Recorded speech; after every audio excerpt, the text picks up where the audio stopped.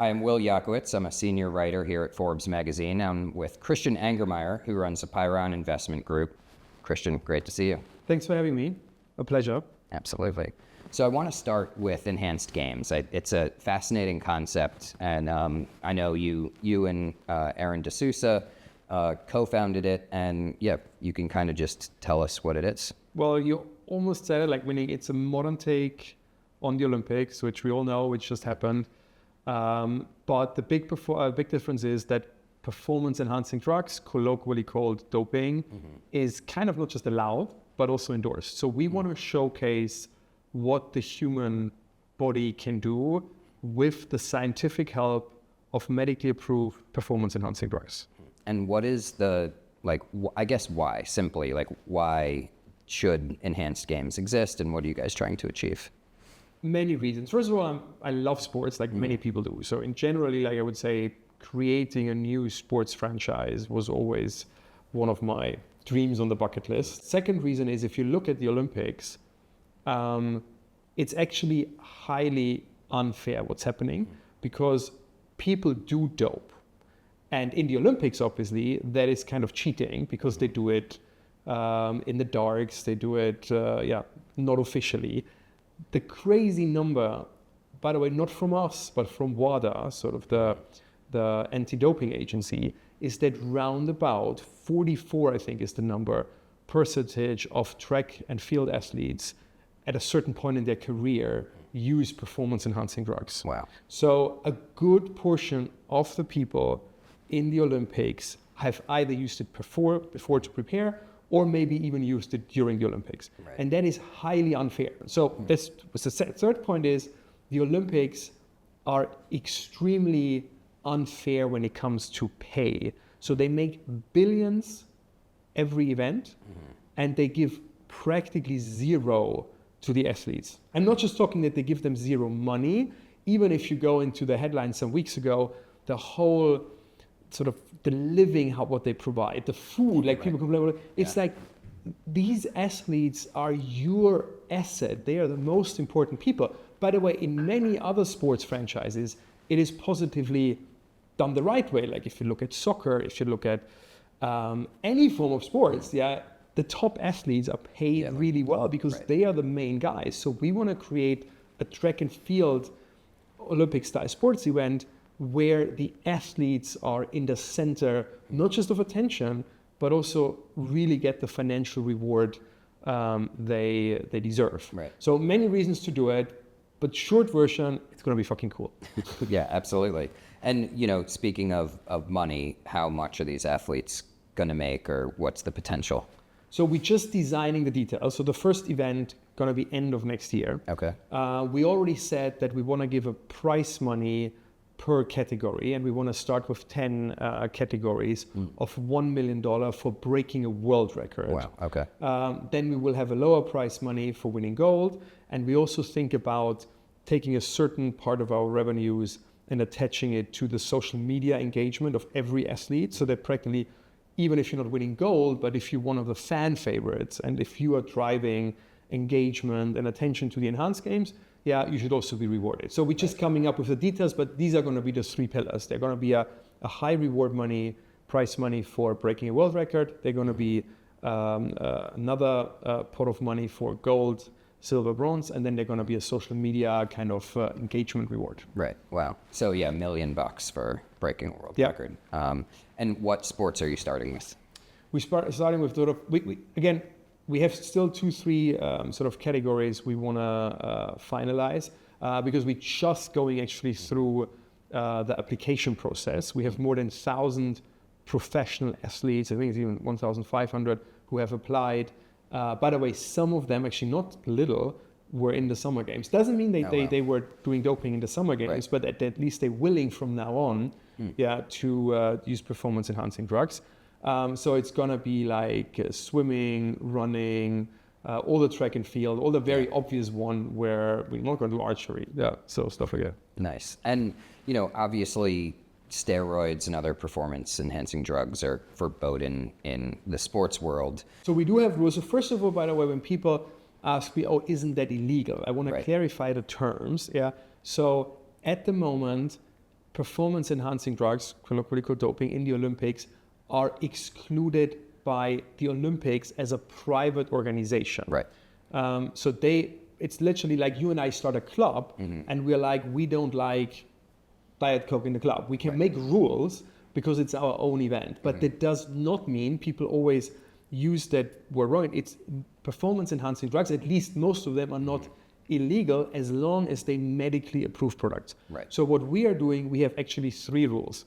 Rule number 1, most important one, medically approved drugs only. We at ATAI, one of our core sort of pillars or core investment themes is biotech. And I just believe in science. And FDA approved drug is sort of the gold standard globally for how you prove something is both works and has sort of little enough, because anything has side effects, but actually has hopefully little side effects, but we also know all the side effects. So an FDA approved drug, we have all the transparency we need. So that is one rule, medically approved medications, drugs only. Second, which obviously goes hand in hand, you have to have a doctor who's prescribing it to you. So we want somebody who publicly says, I'm the doctor for this person. I'm responsible, means also I'm responsible that this is done responsibly. So you have to have a doctor who sort of takes the responsibility, most likely even publicly. And third one, which is maybe the most important one, we're gonna do a health screening before every single event.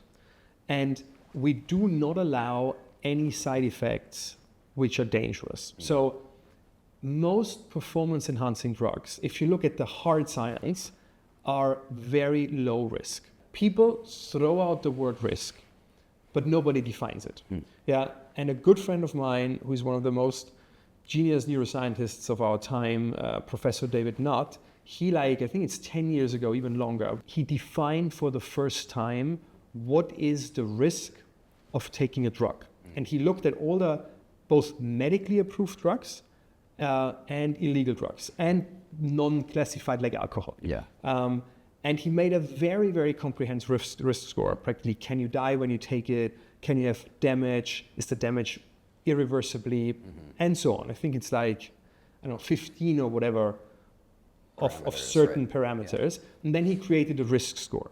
And then why this is so important is practically that can guide a lot of discussions we're going to have today about drugs, medical drugs, recreational drugs, hopefully recreational drugs, which soon become medically used, whatever. Because if you look at performance-enhancing drugs, steroids, one of them, there's some other categories, they are, if taken properly with medical guidance, they are at very low risk. Infinitive less risk than alcohol or anything we all do the whole day, if properly taken. We gonna tell our athletes and their doctors, do it responsible, do it in the medical framework, then they have very low risk. But if you exaggerate, if you take too much, whatever, we're gonna see it because the side effects, and mostly for steroids, for example, the side effects are around the heart, and they're visible. So we tell everybody, if you prepare for a year and then show up and have a heart damage, you're not gonna start. So we're gonna be, and that is maybe another point where athletes love us, we're gonna be the most healthy and safe, because there's, by the way, the Olympics did crazy statements, which by the way shows, there I'm a little bit critical, that they know nothing about science.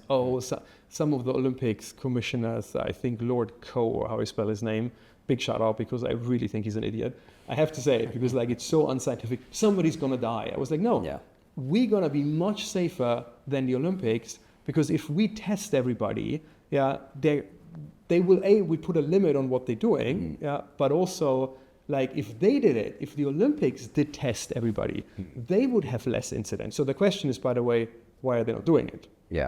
And do you know the answer? Well, I think because they're very thrifty, they don't spend, it's going to be expensive. We're going to have a full team of doctors with the best equipment, whatever, to make a health check. You could do it, it's just expensive. But again, I think the athletes are totally worth it. They are our sort of main partners in it.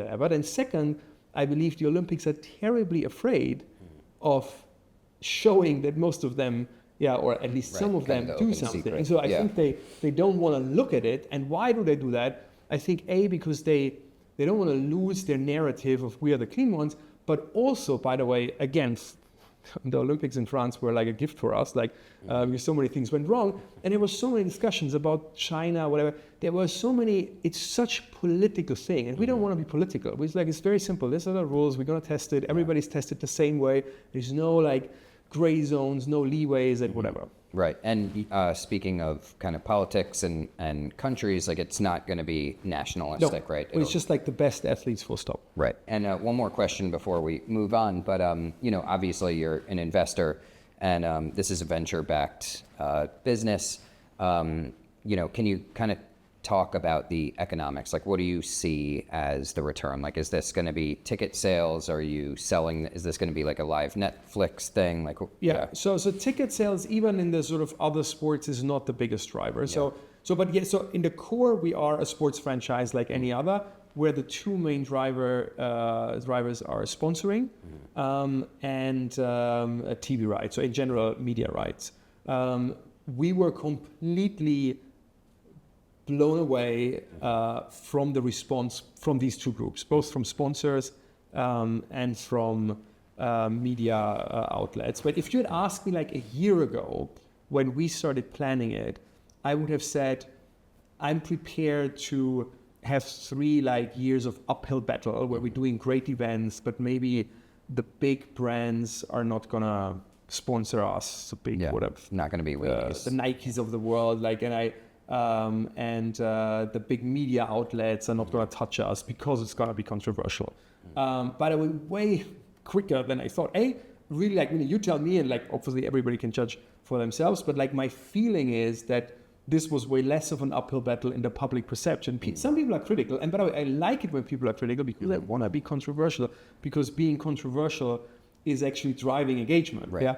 But like it's way less than I thought. And sometimes I cynically or funnily say I'm almost worried that it's already too much of zeitgeist and we're missing a little bit the public debate around it, because I want it. But also we got contacted by every single big media outlet, TV stations, streamers, online stuff. We got contacted by many big brands who want to be partners. But the second part is we're gonna ask our athletes to share their biodata with us. And because obviously it's transparent, they have no reason not. Like this goes from wearables they can wear to blood tests, whatever. And obviously tell us what they own, what they are on, because they have no reason to be afraid. Right. That will give us over time the biggest database for performance enhancing drugs, which is incredibly valuable for any form of new drug development and any form of science. So actually, aside of the sports company, we're also going to be a big science company in partnership, and we're going to announce the first partnership soon, in partnerships with biotech pharma companies to develop new performance enhancing drugs. Oh, wow.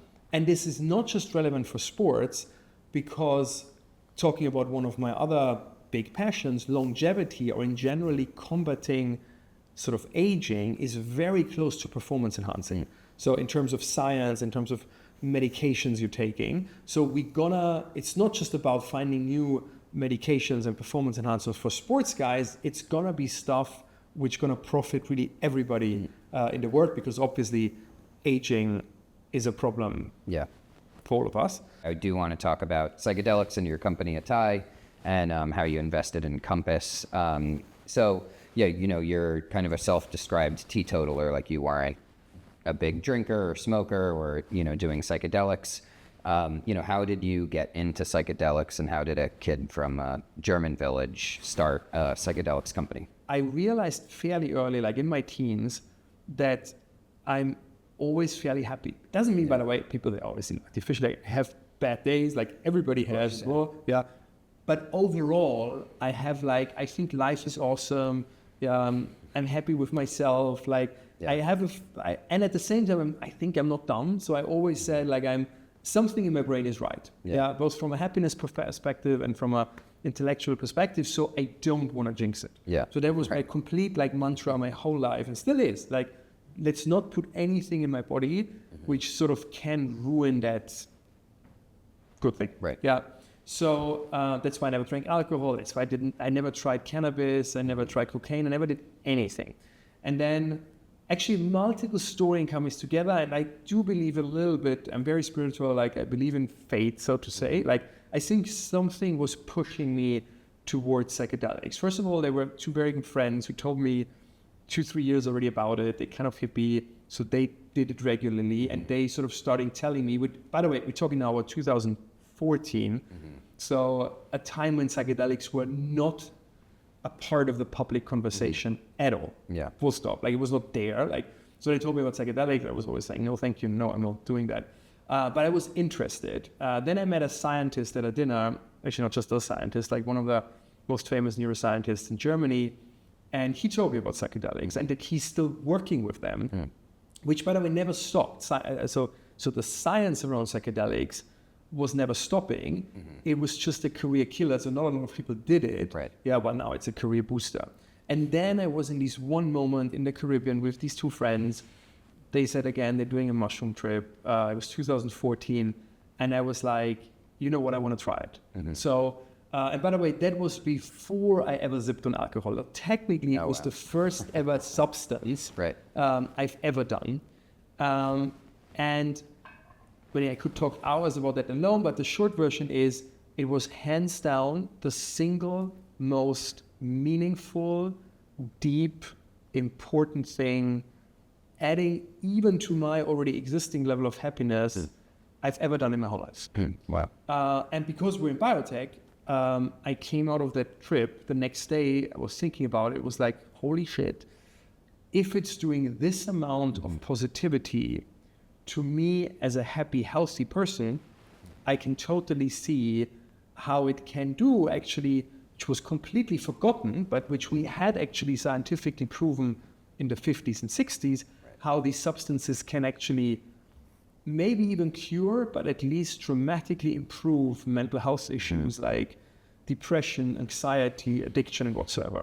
And that was the moment when I emotionally decided I want to bring these substances back. And I'm very proud because like nobody, again, this was not like a trend or whatever. It was like, there was actually for 3 years then, from 2014 to 2016, 17, every single person I told about that idea said you're completely insane.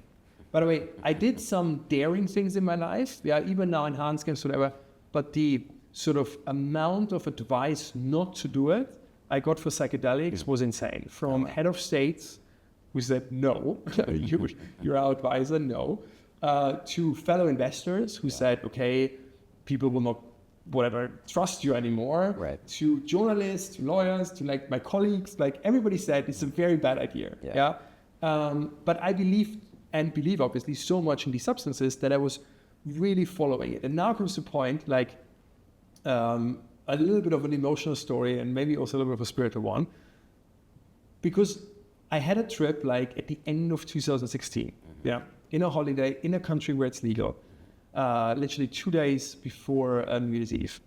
And for the ones who haven't read about psychedelics, whatever, like the short version is you gain insights. That I think is the neutral we could talk about. But like, and by the way, in a mental health context, if people have depression, anxiety, whatever, it helps them to rearrange their view on them because they gain insights how to deal with them, whatever. So, but in my case, that message, if you want to call it like that, in this trip was, you know that these are good substances. Just go out and talk about it to people, on TV, wherever you can. So literally the mission was, and I'm very proud, this was 2016, I have done it since then every single time. In every meeting, I always bring it up. There's not a single meeting, whatever the meeting is about, with whomever it is, at least I want to mention psychedelics. And the message was, it's just going to be good for you. And I flew from that holiday trip to New York, January 2017. And the first meeting of the year I had with Mike Newbergratz, big shout out. And I went into his office, and I will never forget that because I was like kind of nervous, although Mike is a good friend, because in my head I need to now do that, like from now on in every meeting again. And I cannot emphasize it long enough for how different the time was, because now like there's not a single dinner I'm not going where people anyway, even if they don't know me, talk about psychedelics. It's a mainstream It's the mainstream, topic but now, back then, no, zero. And I go into Mike's office, was a little bit nervous, and he was like, hey, what's up? Like, I was like, let's talk about psychedelics. Mm-hmm. Yeah, I just had a trip, whatever. And Mike was fascinated and had never, he said, like, hey, I think he said he'd done it like 20 years ago in college. Mm-hmm. Yeah, but like it wasn't, he was like, no, nothing about it. Tell me about it. And I leave his office, and the next morning he calls me, and he started the call with, this cannot be a coincidence. He said he hadn't talked about psychedelics literally for 20 years.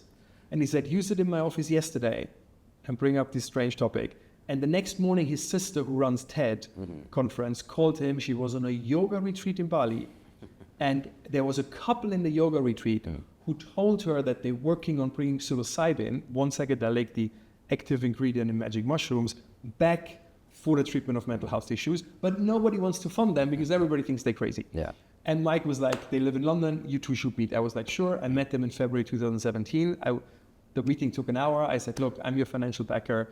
Yeah, and we started Compass Pathways together, which is now a listed company and is focusing on psilocybin, which is what I have on my arm here, the active ingredient in magic mushrooms. And then I discovered it. I thought about it like there are more psychedelics like DMT, 5-MeO-DMT, ibogaine. Some would say ketamine and MDMA are psychedelics. They're not, but like they adjacent to that world.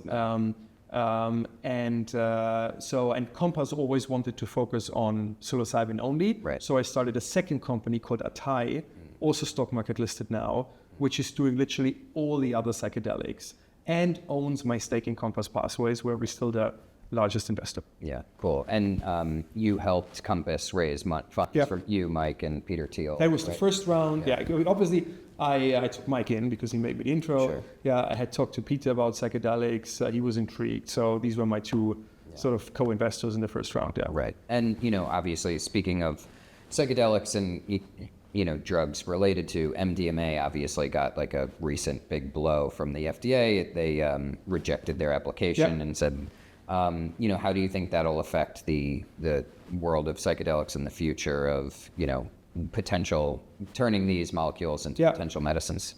It's sad because it delays MDMA, but I want to make clear, because I know, like, again, the media shortened it and was like, oh, it's a blow for psychedelics. Yeah.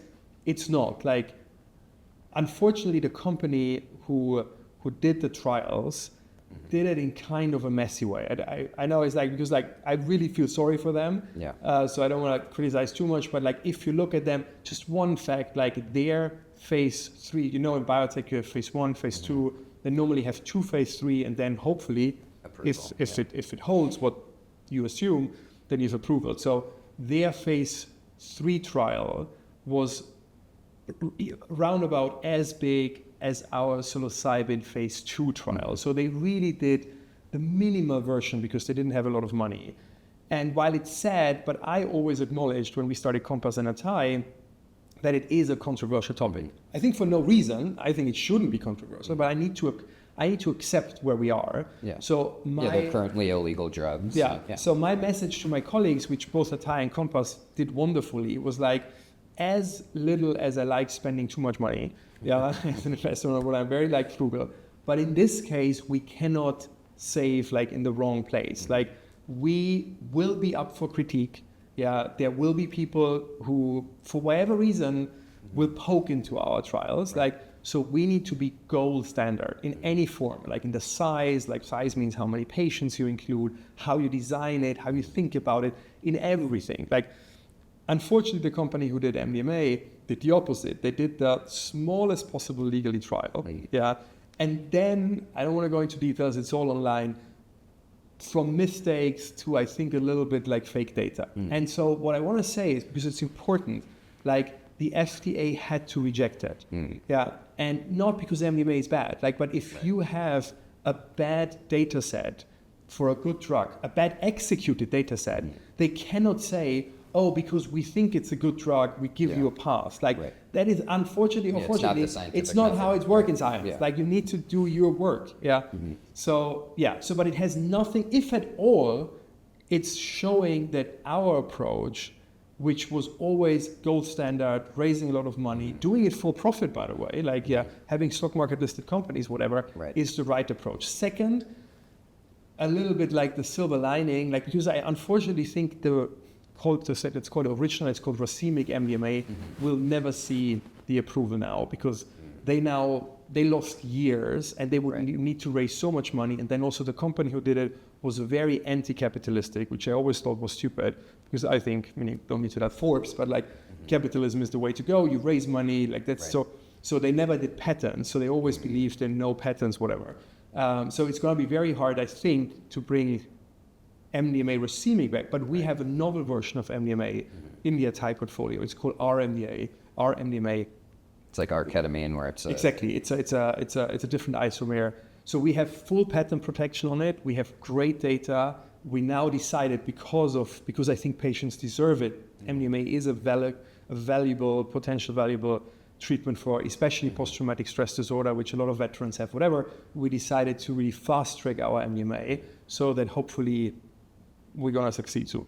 Right. And, looking at a future where these medications might be FDA approved, like what kind of future are we looking at? Do you go to the pharmacy to get these drugs, or are they like therapist combination? Very good point. Yeah. So I believe these drugs are extremely valuable. I believe they shouldn't be legal.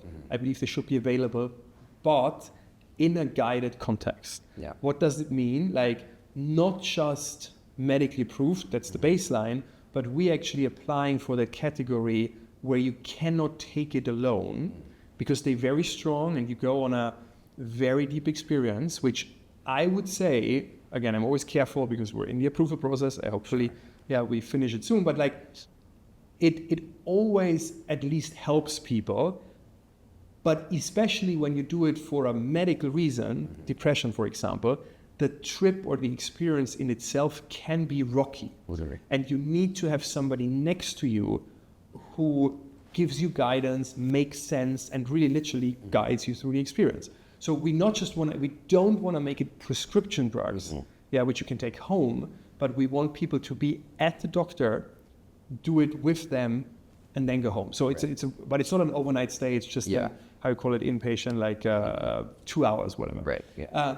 By the way, to take one question already today. So a lot of people over the last years, and hopefully now finally with MDMA that showed that I really like not just the right, but also have the right intention, said, oh, Christian is saying all of that, because there were people who said, oh, if you are doing it in your holiday, which is true, by the way. So I want to address it openly that obviously I'm doing it. There are countries in the world, they just don't classify it. So it's neither actively legal or not legal, it's just not classified. So, but people always like, if you do it in your holiday and enjoy it so much and it gives you so much, why are you not advocating globally that it should be like cannabis, sold everywhere, available everywhere? I said there's many reasons. The one is like, because I don't do it alone. Like I do it with friends, but friends who are educated, who know what they're doing. One is actually a therapist. Like sort of, I do it in a proper setting. I have people minding me. Second, I'm not doing it for a medical reason, so I totally acknowledge that people who do it for medical reasons might have much more rocky trips, good ones at the end, but needed. But third, super important, that somebody needs to pay all of that. I can afford going to a nice place, have friends with me, whatever, but like there are so many people, they want a therapy obviously to be paid and not going to go to a coffee shop or a cannabis shop and whatever, do it alone, and they can't afford to pay privately for somebody sitting with them. But third, these therapies are incredibly strong, and that's why they're so beautiful. That's why they can make such a difference. By the way, we have nothing else in mental health. Mental health has become the number one problem of our time. If you look at number of patients, more than 1 billion people are in the statistics with a mental health issue, but because it's still a stigmatized disease, we're very sure there are much more people suffering from it than the numbers, than the cost and whatever. So because it's such an important thing and nothing else helps, psychedelics are great, but they're great because they're strong. So, and I looked in the history of psychedelics because people were like, oh, look at the 60s, they gave it out like Smarties. I was like, that's the problem. The 60s were not a role model. And I was hated for that sentence, but I say it over and over again. The 60s were not a role model.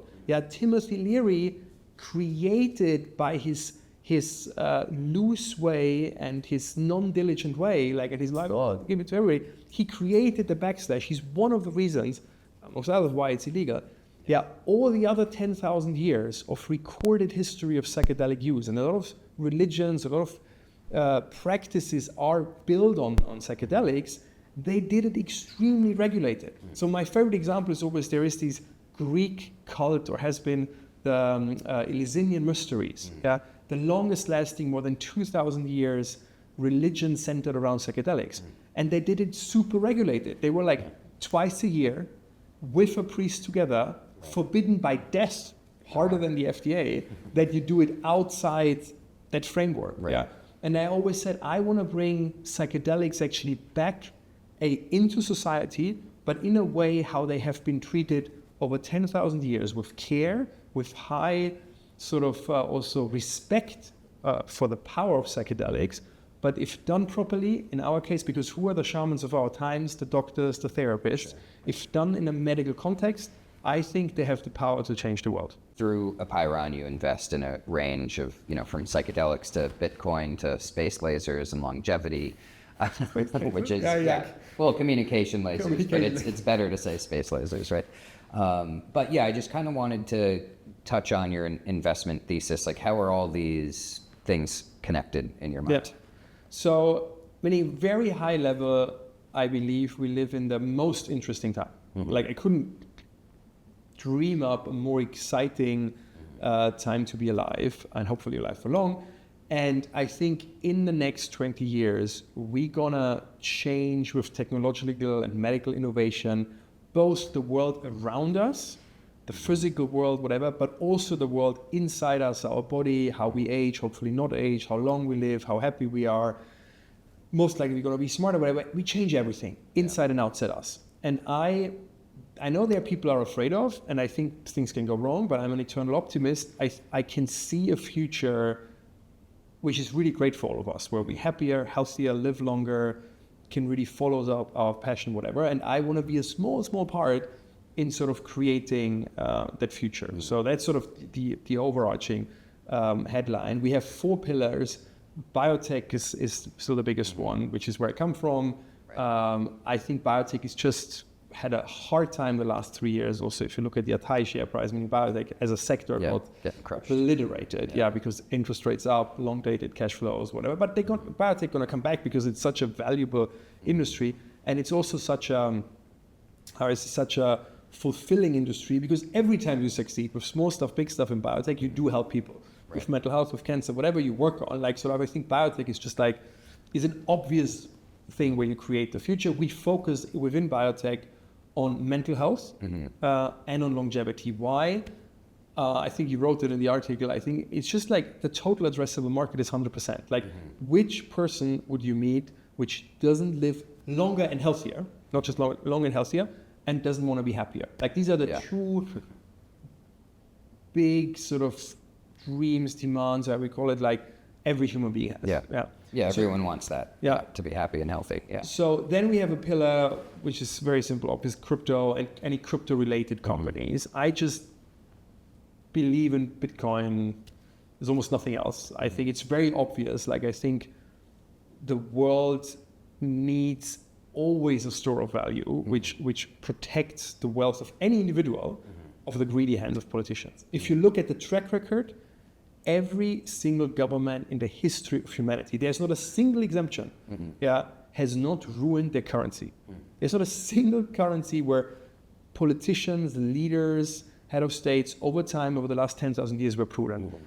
Every empire, every reservoir is often connected with ruining the currency. So this is why people instinctivly, since humans are around, we're looking for stores of value. And we have some which vanished again, from cows to pearls, seashells, seashells, but like gold is the sort of the winner in that. So, but honestly, gold has no other value, more or less. It's a little bit of like looks pretty. Looks pretty, whatever. But like the core value of gold is a store of value. By the way, what I just learned, maybe I say something but like, why? Because gold cannot be produced on Earth. So all the gold on Earth, and people seem to have known that instinctively. Right. Gold is just being produced in a dying star. So all the gold on Earth has been seeded with comets somewhere, but it can't be made here. Never. Yeah. We don't have the power to make it. So it's really the alchemist tried that. yeah. Didn't work out. But so it's really immutable, and Bitcoin is just beautifully both built on the reason why gold became the store of value and just improved it because it makes it easy to transport it.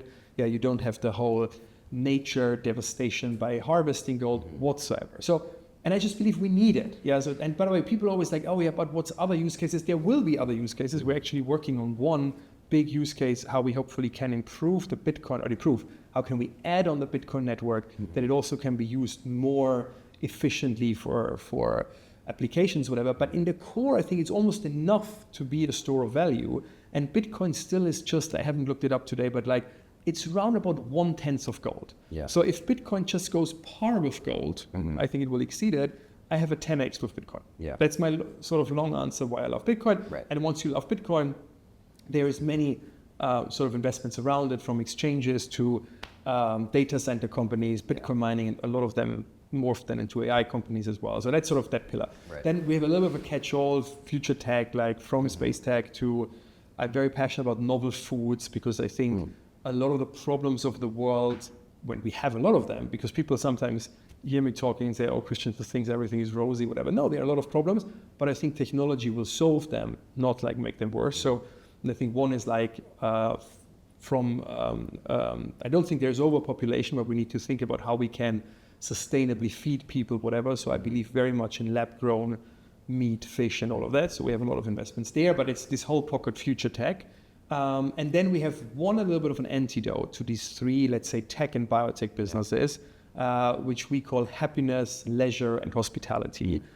The thesis behind is that I believe over the next 10 years already, very sooner than we think, the combination of AI and robotics will give every human being much more free time. Right.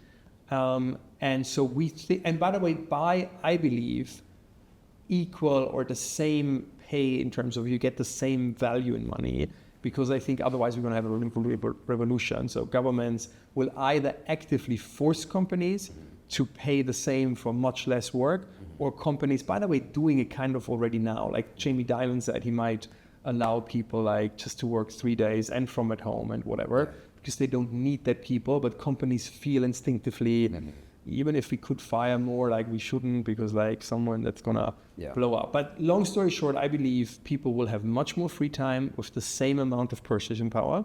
And that's why we invest a lot in companies which will help people make the most out of the time, from hotels, brands and real estate, to live entertainment, to content production whatsoever. Yeah, that's interesting. And one thing I wanted to touch on before we let you go is, you've said in an investment memo that sports is kind of sports and celebrity is like the new cult, the new religion. I was wondering if you could kind of dive into that. Well, it's what I just said is before the cult comes, like, it's like people will have a bigger share of wallet, which they attach or which they give to how to spend their free time. So anything what is already there, like sports, celebrities, whatever, which is kind of helping people to enjoy their life, just gonna become bigger. So I told you, like, if I could buy an index over the top 20 celebrities, I would buy it because I think their value is gonna go up because people are gonna spend more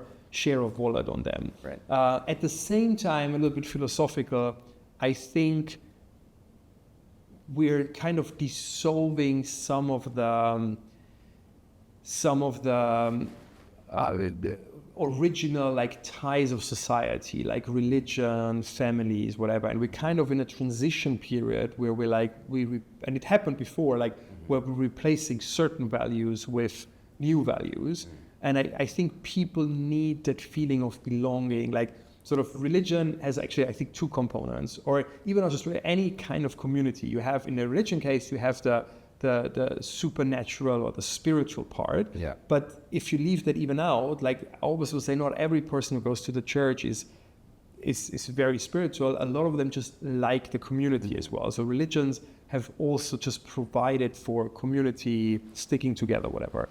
And a soccer club at least fulfills that part. I deeply believe Taylor Swift God forbid, no, I think she's a great artist. Like, it's not like it's political. Don't say anything. Swift, no, but I think she's a great artist. But I think that she's that popular, right. You can't explain alone with the quality of her music. Sure. I think this became a movement. There's people like they call themselves Swifties. They want to. It's a feeling. Yeah, it's like a community. It's an identity, and we dissolve so many other identities that I think sports, celebrities, whatever, replacing that. Related to that, I've heard you say something about, immune system related to mental health. I was wondering if you could kind of expand on that. Yeah, so talking about Taylor Swift as a very positive example, like I was thinking a lot in the whole journey when we were working on psychedelics, like one of the underexplored areas of research is why do people get a mental health issue in the first place? And especially why do people, there are certain elements of the human nature we all have to go through. Nobody can prevent it. Like if life goes normal, your parents gonna die before you. Mm-hmm. Yeah, even if you're the best, hardest working person in the world, you're gonna have a hard time in the job somewhere. Yeah, you someone gonna be dumped by a boyfriend, girlfriend, or whatever. There are gonna be these hard times, and while it's hard for all of us, some people go through it and just then someone come out of it, but some people slide into a mental health issue. That is at least one of the starting points of mental health issues. And the whole area is called resilience research. So I looked a lot into it, and my personal takeaway, it's not fully scientifically proven at all. That's a disclaimer, but I think it's a good point because that everybody can take it away for their own sort of daily life, and a lot of scientists I talk to say you might be onto something, at least in the way I put it, and I want to put in more research, is like I believe deeply that we have a mental health immune system. As we have an immune system in our body, which is fighting diseases or whatever, we have a mental health immune system, which is when we experience these hard times, making sure we go through it. And I believe it consists of three things. It consists of faith, purpose, and love, community. Let me explain. Faith is like, I think, even if we don't like to admit it, we need something transcendental, bigger in our life. And I mentioned it before, but I think it's important. Like, I'm very spiritual, and I think it's very, I always say, I don't know, I cannot prove if God exists, but I think believing in a higher being makes you a happier person. Yeah, so it's just a win-win. If God exists, you made it right. Like, if not, like, you at least had a better life. Yeah. Sure. But I thought, why is that? Like, and take you, like, you told me you have 2 children. Instinctively, and it's almost sad that we're not talking about it more in society, because that is pushing it sort of in your subconsciousness. You are worried about them every day. Yeah. Like, if your daughter is on camp, you're like, hopefully she's fine, hopefully nothing is happening. Yeah, and that constant nagging pain almost, or worry, yeah, is a risk and is weakening your immune system. While if you are believing in something higher, it's telling you you're gonna be all right, and even, God forbid, something is happening to the loved ones, whatever, you're gonna see them again somewhere, because there is a bigger reason for everything. And people, I think, again, I don't wanna claim higher being exists, but I think we need to be, we're wired to be religious, and it's good for us. Yeah. Second, people need purpose. We all wanna wake up and wanna be part of society and wanna know, to have some passion for something. Yeah. And third, the most important one, we are wired to be social animals. We want to have community, close family. So unfortunately, if I look at our societies, especially in the West, all these 3 things, faith, purpose, and love, are actually on the decline. Yeah, faith is obviously on the decline, but I think it's making us miserable. Then AI and robotics instinctively, or tells people, and even if they don't fully know what it is, the bus driver knows that most likely they're not going to drive the bus in 10 years because AI is going to drive the bus. So I think we see an erosion of purpose where people are deeply terrified because they think there is no place for them. I do believe there is a place, but we need sort of, always in periods of change, it's very sort of emotionally challenging. And then third, I don't want to make a political statement, but I think we're too much as society erode traditional family models. Like we don't have intergenerational families anymore, not a lot. Like, also if I think I grew up, like I had so many camps, community groups, whatever. I don't, so it's all a little bit eroding. Right. Yeah, and again, it's at the end, that's my personal explanation as well. While if we look at the hard numbers, mental health issues are incredibly on the rise. Isn't it? Yeah, Right. and it doesn't make sense. If I look at the charts of depression, anxiety, whatever, and I wouldn't say what it is, and I would show you the chart, you would say that's an infectious disease. It's kind of Spreading. it doesn't make Right. sense. Yeah, and I think the underlying reason is that our immune system is weakening. I think we're a little bit like instinctively holding on to things, like the Swifties, like we're holding on to communities we can find, like, or you think like older people, they might go to church like more when they lost all of their family, whatever. So, but I think what are the messages I want to tell you, like if you think about these three things, I think you can do things every day, which a little bit like sort of help you keeping that. And then hopefully people that don't get mental health issues in the first place, when they do, I hope someone soon gonna have psychedelics. Which, by the way, last sentence, if you look at what psychedelics truly do, if I would describe it in a non-medical, non-scientific way, then they help you discover exactly these three things. Right. Almost every person who does psychedelics comes out of a trip and has some sort of spiritual idea. Right. Yeah, they all learn more about themselves, and it helps them refine their purpose in life if they've lost it. And every single person, there's literally, and we've treated thousands of people, comes out and says the cheesy sentence, at the end it's all about love. Yeah. Right. And that's why I think psychedelics are so powerful to help with mental health issues. Yeah. Well, great. Christian, thank you so much for your time. Thank you. Appreciate It was a great pleasure. Yes, absolutely. Thank you.